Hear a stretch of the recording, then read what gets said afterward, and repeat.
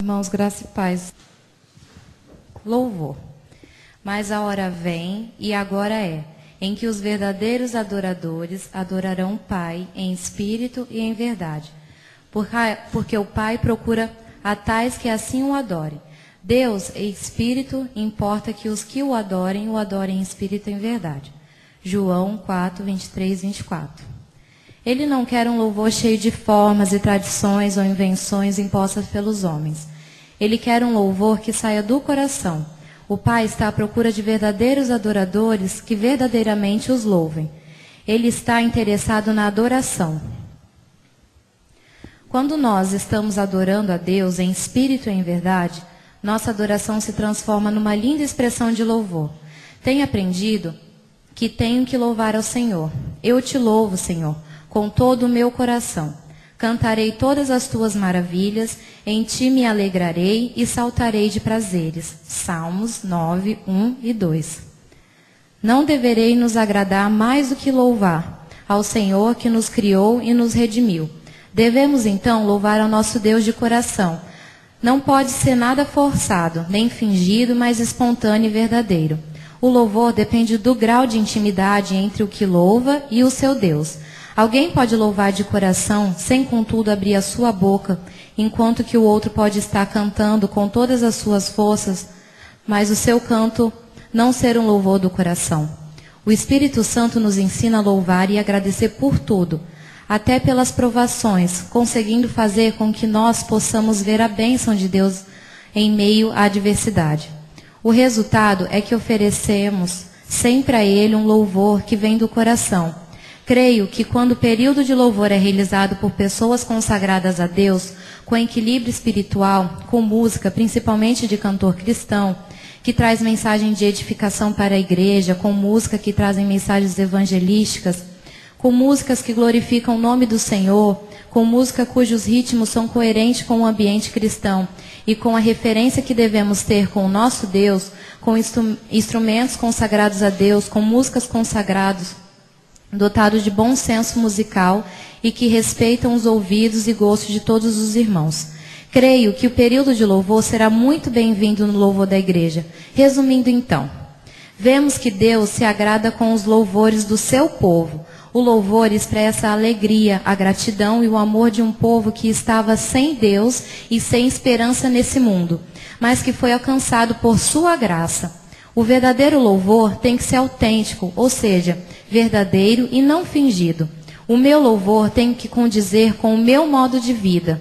Vamos então guardar em nossos corações o Salmo 100, que diz: celebrai com júbilo ao Senhor todas as terras, servi ao Senhor com alegria, entrai diante dele com canto.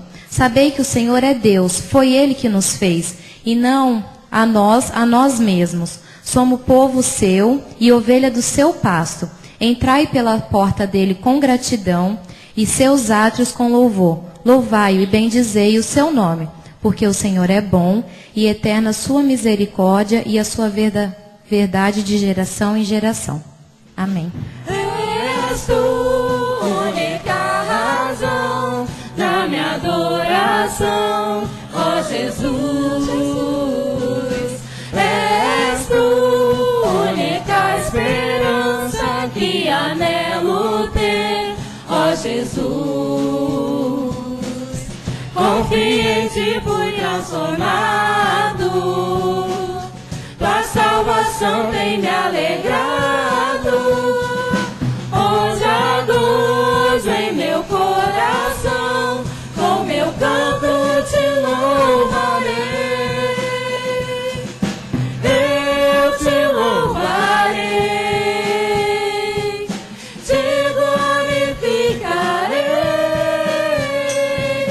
Eu te louvarei, meu bom Jesus. Eu te louvarei, Erga sua mão bem alto. te glorificarei. Eu te louvarei, meu bom Jesus. Em todo tempo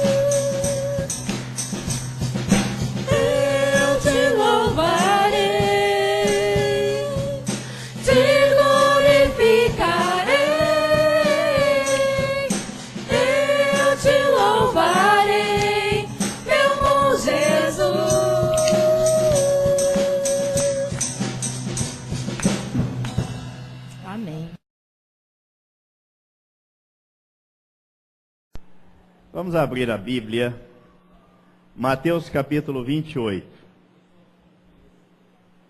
Mateus capítulo 28, versículo 18 a 20.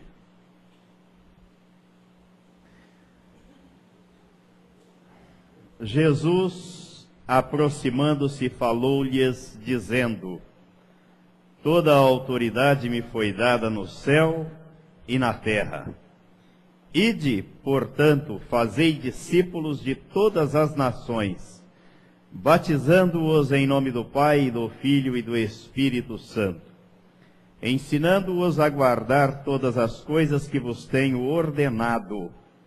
E eis que estou convosco todos os dias, até a consumação do século. Pai, nós te agradecemos pela tua palavra e nos entregamos à direção do teu Espírito para que o Senhor fale aos nossos corações, em nome de Jesus. Amém. E o que chamou a minha atenção, quando fui meditar nesse texto, é que Jesus disse que toda a autoridade foi dada a ele no céu e na terra. E ficou faltando um lugar aqui que eu percebi que lá ele não pode exercer autoridade. No inferno. Lá ele não pode exercer autoridade. A autoridade ele exerce no céu e na terra. Isso significa que Jesus exerce a autoridade sobre os vivos e não sobre os mortos. Porque enquanto a pessoa está viva, ela tem que tomar a decisão e fazer a opção, tal como Deus disse aqui no livro de Deuteronômio, capítulo 30. Olha, esse já é um auxílio que nós não tivemos da outra vez. Estou lembrando agora que Deus fez esta proposta para que a pessoa opte pela vida. E, obviamente, só pode exercer a opção quem está vivo. Deuteronômio capítulo 30. No versículo 19 é o próprio Deus quem diz assim: Os céus e a terra tomo hoje por testemunhas contra ti, que te propus a vida e a morte, a bênção e a maldição. Escolhe, pois, a vida para que vivas tu e a tua descendência, amando o Senhor teu Deus, dando ouvidos à sua voz e apegando-te a Ele, pois disto depende a tua vida e a tua longevidade, para que habites na terra que o Senhor, sob juramento, prometeu dar a teus pais, Abraão, Isaque e Jacó. Então, é a proposta feita pelo próprio Deus. A vida e a morte, a bênção e a maldição. E o próprio Deus sugere: escolhe, pois, a vida. E a vida é Cristo. Então Jesus disse que ele recebeu do Pai toda a autoridade, para que ela fosse exercida no céu e na terra. Significa que quando a pessoa morre fora de Cristo e vai para o inferno, Jesus não pode fazer nada por ela lá no inferno. Porque lá no inferno tem outro Senhor. Tem outro Senhor lá, que não é o Senhor Criador ou o Senhor Salvador. E sobre isso, Jesus nos contou no Evangelho escrito por Lucas, no capítulo 16, Jesus deixou bem claro qual é o destino da pessoa que morre. Não deixou aqui uma terceira via, uma válvula de escape, ou um meio de escapar de um dos dois lugares. A partir do versículo 19, Jesus disse que havia um homem rico que se vestia de púrpura e de linho finíssimo, e que todos os dias se regalava esplendidamente. E havia também certo mendigo chamado Lázaro, coberto de chagas, que jazia à porta daquele e desejava alimentar-se das migalhas que caíam da mesa do rico, e até os cães vinham lamber-lhe as úlceras. E aconteceu morrer o mendigo e ser levado pelos anjos para o seio de Abraão. Morreu também o rico e foi sepultado. No inferno, estando em tormentos, levantou os olhos e viu ao longe a Abraão e Lázaro no seu seio. E então, clamando, disse: Pai Abraão, tem misericórdia de mim, e manda Lázaro que molhe em água a ponta do dedo e me refresque a língua, porque estou atormentado nesta chama. Disse, porém, Abraão: Filho, lembra-te de que recebeste os teus bens em tua vida, e Lázaro igualmente os males. Agora, porém, aqui ele está consolado, tu em tormentos. E além de tudo, está posto um grande abismo entre nós e vós, de sorte que os que querem passar daqui para vós outros não podem, nem os de lá passar para nós. Então replicou: Pai, eu te imploro que o mandes à minha casa paterna, porque tenho 5 irmãos, para que lhes dê testemunho, a fim de não virem também para este lugar de tormento. Respondeu Abraão: Eles têm Moisés e os profetas, ouçam-nos. Mas ele insistiu: Não, pai Abraão, se alguém dentre os mortos for ter com eles, arrepender-se-ão. Abraão, porém, lhe respondeu: Se não ouvem a Moisés e aos profetas, tampouco se deixarão persuadir, ainda que ressuscite alguém dentre os mortos. Então, tudo que nós podemos afirmar, conhecer e saber e acreditar depois da morte foi contado por Jesus. E esse texto, ele esclarece uma série de dúvidas que muita gente tem. Depois da morte, céu ou inferno? Os que estiverem no céu, evidentemente que não gostariam de passar para o inferno, mas os que estiverem no inferno não poderão passar para o céu. Os que estiverem no céu não terão lembrança das coisas dessa vida, mas os que estiverem no inferno serão atormentados e se lembrarão que rejeitaram a verdade, o Evangelho, a pessoa do Senhor Jesus Cristo. E foi isso que Jesus contou aqui. E quem vai para lá, de lá só vai sair para ser lançado no lago de fogo. Porque é isso que o livro do Apocalipse revela no capítulo 20, no versículo 14. Ele diz assim: Então a morte e o inferno foram lançados para dentro do lago de fogo. Esta é a segunda morte, o lago de fogo. E se alguém não foi achado inscrito no livro da vida, esse foi lançado para dentro do lago de fogo. A pessoa tem a oportunidade, a chance de fazer a escolha em vida. A proposta de Deus é essa, é para os vivos. Escolhe, pois, a vida, para que vivas, tu e a tua descendência. O apóstolo Paulo e Silas, quando estavam na prisão, depois de serem açoitados, e Deus mandou um terremoto que sacudiu os alicerces da prisão, e o carcereiro ia cometer um suicídio, e eles disseram: não faça isso, que estamos todos aqui. E o carcereiro, tremendo, disse: o que é que eu devo fazer para ser salvo?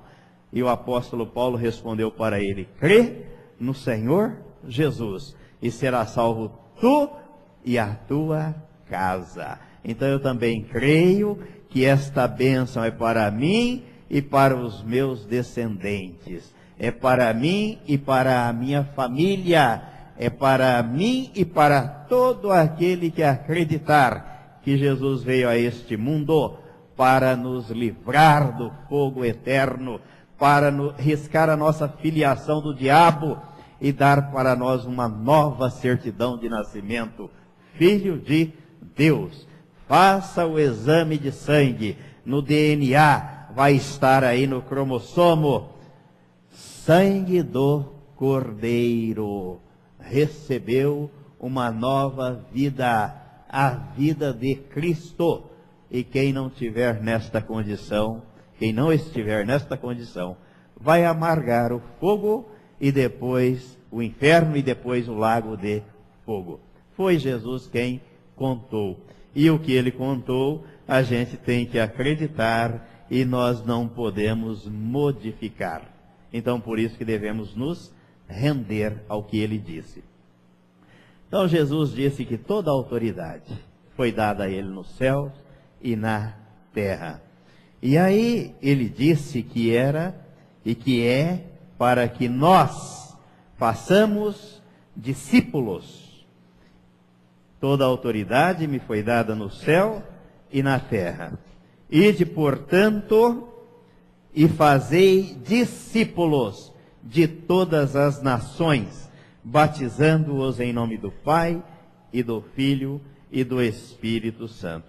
E Jesus disse também quem é que pode e quem é que não pode ser discípulo. Porque discípulo é aquele que segue o mestre. O mestre é Jesus. O discípulo é o aluno, é aquele que aprende e põe em prática o ensinamento do mestre. E Jesus no capítulo 14 de Lucas, capítulo 14, nos versículos 25 a 33, ele arrola aí uma série de itens que devem ser observados. No versículo 25 do capítulo 14 de Lucas, está registrado: grandes multidões o acompanhavam, e ele, voltando-se, lhes disse: se alguém vem a mim e não aborrece a seu pai, e mãe, e mulher, e filhos, e irmãos, e irmãs, e ainda a sua própria vida, não pode ser meu discípulo. Jesus está dizendo aqui que nós começamos a perceber que estamos no caminho certo, estamos nele e ele em nós, quando nós começamos a aborrecer as pessoas que estão próximas por causa dele, não por causa da religião, ou da igreja, ou da denominação. E Jesus disse que ele causa realmente um certo desconforto ou incômodo à apatia religiosa e à tradição religiosa. Por quê? Porque agora é a nova vida. E ele disse que veio para causar divisão. E ele disse que essa divisão começa em casa, começa na família, por causa dele. Mas se não for assim, ele disse, não pode ser meu discípulo. No versículo 27, ele diz, e qualquer que não tomar a sua cruz e vier após mim, não pode ser meu discípulo. A cruz que nós devemos tomar é a cruz de Cristo, de estarmos crucificados com Cristo. Não é a cruz dos problemas que muitas das vezes nós mesmos arranjamos. Muita gente pensa que a cruz que carrega é a cruz do dia a dia, do fardo, dos problemas, das dificuldades. Não é nada disso. A cruz que nós devemos tomar é a cruz de Cristo. Estou crucificado com Cristo. E vivo não mais eu, mas Cristo vive em mim. Jesus está dizendo, se não for assim, não pode ser meu discípulo. No versículo 28, ele pede para que façamos uma avaliação. Pois qual de vós que pretendendo construir uma torre, não se assenta primeiro para calcular a despesa e verificar se tem os meios para concluir? Para não suceder que, tendo lançado os alicerces e não a podendo acabar, todos os que a virem zombem dele, dizendo, este homem começou a construir, e não pôde acabar. Ou qual é o rei que, indo para combater outro rei, não se assenta primeiro para calcular se com 10.000 homens poderá enfrentar o que vem contra ele com 20.000? Caso contrário, estando outro ainda longe, envia-lhe uma embaixada pedindo condições de paz. Avalie primeiro àqueles que se achegaram a Jesus: Mestre, seguir-te-ei para onde quer que fores. Jesus respondeu: as raposas têm os seus covis, as aves dos céus têm ninho, mas o Filho do Homem não tem onde reclinar a cabeça. Você quer me seguir por quê? Qual é a sua intenção? Qual é o seu interesse? O reino de Deus não é comida, não é bebida, mas é justiça, paz e alegria no Espírito Santo. É espiritual. Se o seu interesse for por qualquer outro motivo que não esse, Jesus está dizendo: avalie bem, porque senão poderá ser frustrado no seu intento. E ele finaliza no versículo 33. Assim, pois, todo aquele que dentre vós não renuncia a tudo quanto tem, não pode ser meu discípulo. É a renúncia do eu. É a renúncia do velho homem, é a morte do velho homem. Porque se não houver a renúncia do eu, a graça de Deus não entra. Porque o ser humano é tão cheio de si, que Deus não cabe na vida dele, não tem espaço. Mas quando há o esvaziamento do eu, aí a graça de Deus vem e toma conta da pessoa. Aí então ela passa a ser uma nova criatura, ela nasce de novo, Deus passa a ser o pai dela, a cuidar dela e a dirigir os seus passos e a sua vida, que passa a ser a vida de Cristo, Cristo vivendo em mim. Então Jesus diz que é para fazer discípulos e é para batizar os discípulos em nome do Pai, do Filho e do Espírito Santo. Então o batismo, nós lembramos sempre, eu estou acelerando aqui porque o tempo já se esvai, não é? O batismo, eu gosto sempre de lembrar o texto de Romanos 6. O apóstolo Paulo diz que nós não podemos ignorar este batismo. Enquanto ele não ocorre, o batismo nas águas não tem valor algum. Romanos capítulo 6. No versículo 3, o apóstolo Paulo diz: ou porventura ignorais que todos nós que fomos batizados em Cristo Jesus, fomos batizados na sua morte? Este batismo na morte de Cristo é o batismo quando a pessoa toma conhecimento e acredita que ela foi incluída no corpo de Cristo na cruz do Calvário. Jesus morreu e o pecador morreu junto com ele para o pecado e foi sepultado. Como o apóstolo Paulo diz na carta aos Gálatas, Deus nos desarraigou, arrancou com raiz e tudo deste mundo pecaminoso e deixou enterrado. Porque na ressurreição com Jesus foi ressuscitado com ele um novo homem, a nova criatura. Aí faz sentido. Senão é o religioso que entra e sai da igreja do mesmo jeito. Entra no batistério seco e sai molhado. Mas a natureza não foi trocada, não mudou nada. Não houve o batismo na morte de Cristo. Mas quando a pessoa toma conhecimento, acredita, e isso passa a ser uma realidade na vida dela, porque também não é só vir aqui à igreja, como alguns vêm, quero ser batizado para escapar do inferno. O batismo não livra ninguém do inferno. Quem livra a pessoa do inferno é Cristo, quando a pessoa nasce de novo, e Cristo passa a viver nela, e ela estará livre do inferno. Então esse batismo na morte de Cristo é uma experiência que todos precisam ganhar, precisam experimentar, precisam viver.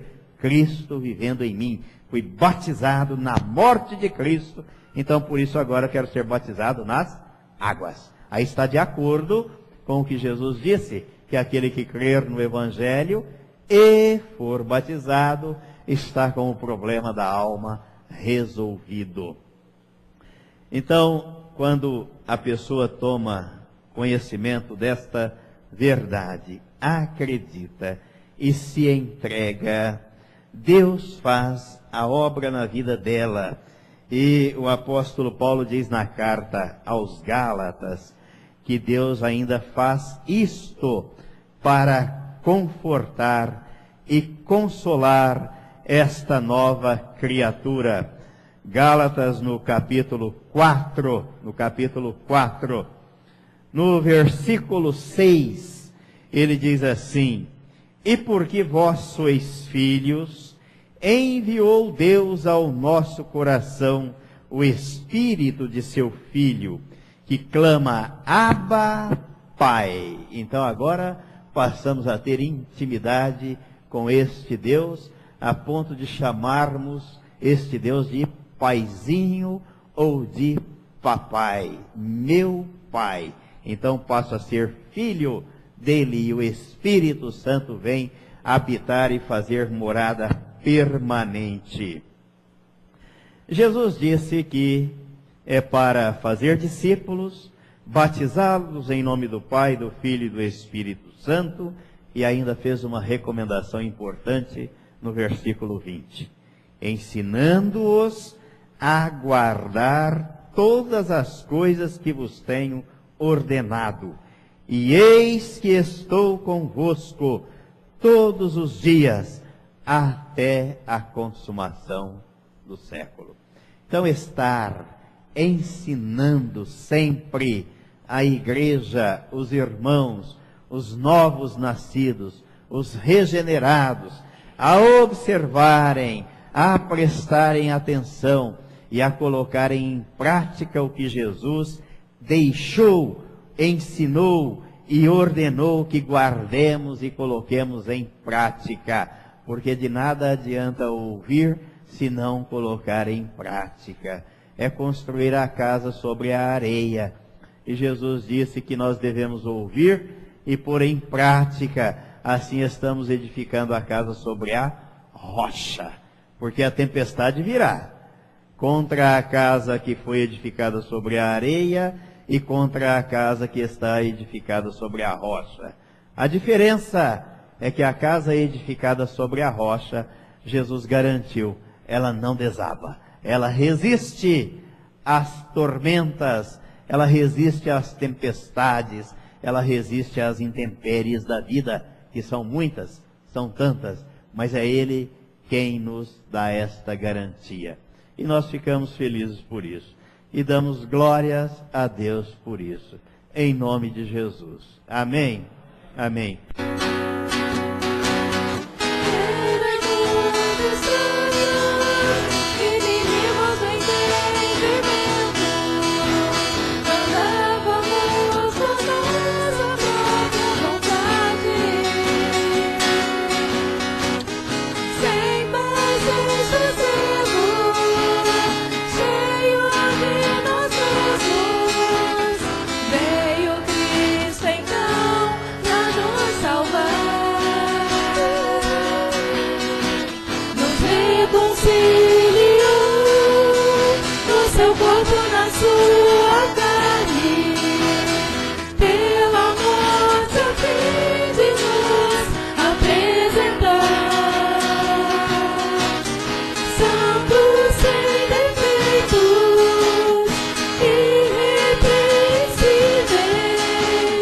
Frutos da justiça do